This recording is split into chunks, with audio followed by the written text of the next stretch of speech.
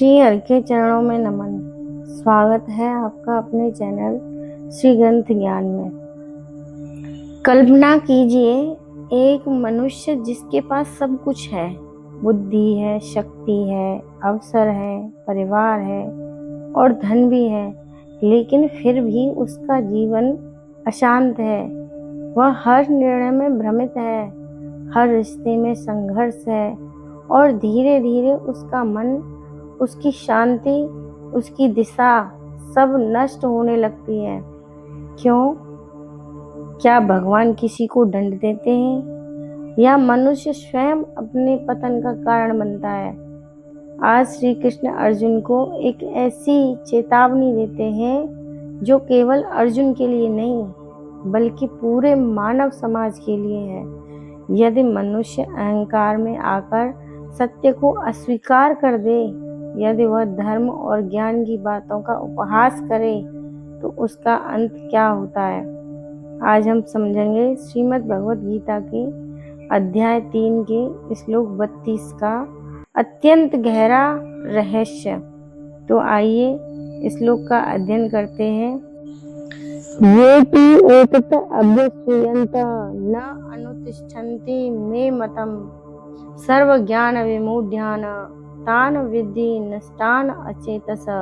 इस श्लोक में भगवान श्री कृष्ण अर्जुन से कह रहे हैं, तो ये परंतु जो मनुष्य मुझ में अभ्यसूयन्त दोषारोपण करते हुए मैं एतत् मम मतम मेरे इस मत के न अनुतिष्ठन्ते अनुसार नहीं चलते, तान अचेतस उन मूर्खों को तू सर्व ज्ञान विमूढ़ान संपूर्ण ज्ञानों में मोहित और नष्टान विद्वे नष्ट हुए ही समझ।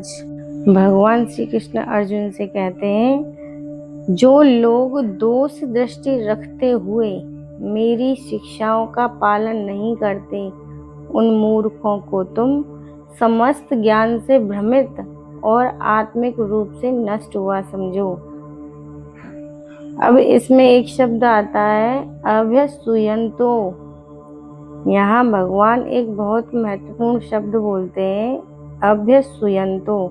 इसका अर्थ केवल आलोचना करना नहीं है, इसका अर्थ है सत्य में दोष निकालना, ईश्वर की शिक्षा का मजाक उड़ाना, धर्म को व्यर्थ समझना, अहंकार के कारण ज्ञान को अस्वीकार करना। ध्यान दीजिए, भगवान यह नहीं कह रहे कि जो व्यक्ति प्रश्न पूछता है वह गलत है। गीता में अर्जुन ने भी प्रश्न पूछे थे, लेकिन अंतर क्या है? अर्जुन प्रश्न सत्य जानने के लिए पूछ रहे हैं, जबकि अभिमानी व्यक्ति प्रश्न केवल विरोध करने के लिए ही पूछता है। एक जिज्ञासु व्यक्ति कहता है मुझे समझाइए, लेकिन अहंकारी व्यक्ति कहता है मुझे सब पता है, और यही पतन की शुरुआत है। भगवान कहते हैं जो लोग मेरी शिक्षा का पालन नहीं करते, यहाँ मैं मतम अर्थात भगवान का सिद्धांत। अब प्रश्न उठता है, भगवान की शिक्षा क्या है? अध्याय 3 में श्री कृष्ण बार बार 3 बातें समझा रहे हैं। अपना कर्तव्य करो, फल के मोह में मत फंसो, अहंकार छोड़कर कर्म करो। लेकिन मनुष्य क्या करता है? कर्तव्य से भागता है, परिणामों को लेकर चिंता करता है और हर सफलता का श्रेय स्वयं लेना चाहता है। यही कारण है कि जीवन तनाव से भर जाता है। आज आधुनिक समाज में भी यही हो रहा है।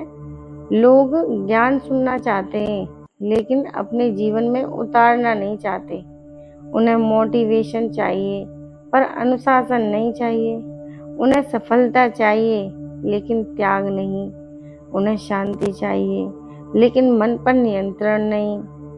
और जब मनुष्य केवल अपनी इच्छाओं के पीछे भागता है तो धीरे धीरे उसका विवेक नष्ट होने लगता है। यहाँ शब्द अत्यंत गहरा है, सर्व ज्ञान विमूढ़ान। भगवान कहते हैं ऐसे लोग सर्व ज्ञान विमूढ़ हो जाते हैं, अर्थात उनकी बुद्धि भ्रमित हो जाती है। अब सोचिए, क्या पढ़ा लिखा व्यक्ति भी भ्रमित हो सकता है? हाँ, डिग्री होना और बुद्धिमान होना अलग अलग बातें हैं। आज दुनिया में बहुत लोग शिक्षित हैं, लेकिन भीतर से टूटे हुए हैं। क्यों? क्योंकि बाहरी ज्ञान बढ़ा, लेकिन आत्मज्ञान नहीं बढ़ा। मनुष्य ने मशीनें बना ली, लेकिन अपने मन को नियंत्रण करना नहीं सीखा। उसने संसार जीतना सीख लिया, लेकिन स्वयं पर विजय पाना नहीं सीखा। गीता कहती है, यदि मनुष्य का विवेक ईश्वर से कट जाए तो उसका ज्ञान भी उसे बचा नहीं सकता। यहाँ भगवान कहते हैं, ऐसे लोग नष्ट चेतस हैं, अर्थात उनकी चेतना नष्ट हो चुकी है।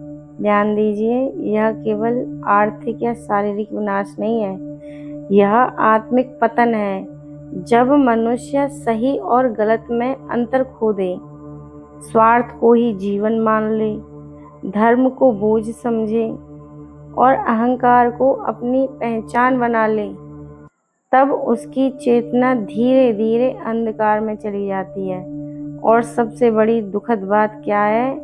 ऐसे लोग को पता भी नहीं चलता कि वह गिर रहा है। अहंकार मनुष्य को अंधा बना देता है। आज सोशल मीडिया के युग में लोग आध्यात्मिकता का मजाक उड़ाते हैं, धर्म को पिछड़ापन कहते हैं, संस्कारों को कमजोरी समझते हैं, लेकिन वही लोग भीतर से अकेले हैं, तनाव में हैं, असंतुष्ट हैं और मानसिक शांति खो रहे हैं। क्यों? क्योंकि मनुष्य केवल भौतिक सुख से पूर्ण नहीं हो सकता। शरीर को सुविधा चाहिए, लेकिन आत्मा को सत्य चाहिए। और जब आत्मा सत्य से दूर हो जाती है तो भीतर खालीपन बढ़ने लगता है। रावण अत्यंत विद्वान था, उसे वेदों का ज्ञान था, उसके पास शक्ति थी, संपत्ति थी, लेकिन समस्या क्या थी? समस्या थी अहंकार। उसने सत्य को स्वीकार नहीं किया, भगवान की चेतावनी को अनदेखा किया। परिणाम क्या हुआ? पूरा साम्राज्य नष्ट हो गया। यही गीता का संदेश है। ज्ञान होना पर्याप्त नहीं है, विनम्रता होना आवश्यक है। इस श्लोक से हमें 5 बड़ी सीख मिलती हैं। पहला, सत्य का अपमान मत करो। यदि तुरंत समझ न आए तो भी विनम्रता रखो। दूसरा, केवल सुनो मत, जीवन में उतारो। गीता ज्ञान केवल सुनने के लिए नहीं है, जीने के लिए है। अहंकार सबसे बड़ा शत्रु है। अहंकारी व्यक्ति सीखना बंद कर देता है। और चौथा, आत्मज्ञान के बिना बाहरी ज्ञान अधूरा है। सच्ची बुद्धि वही है जो मन को शांत रहे करे। 5वां, भगवान की शिक्षा मानव कल्याण के लिए है। गीता किसी धर्म विशेष की पुस्तक नहीं है, जीवन का विज्ञान है। श्री कृष्ण अर्जुन से कह रहे हैं कि हे अर्जुन, मनुष्य का सबसे बड़ा पतन तब नहीं होता जब वह धन खो देता है, बल्कि तब होता है जब वह सत्य को अस्वीकार कर देता है, जब अहंकार ज्ञान पर पर्दा डाल देता है।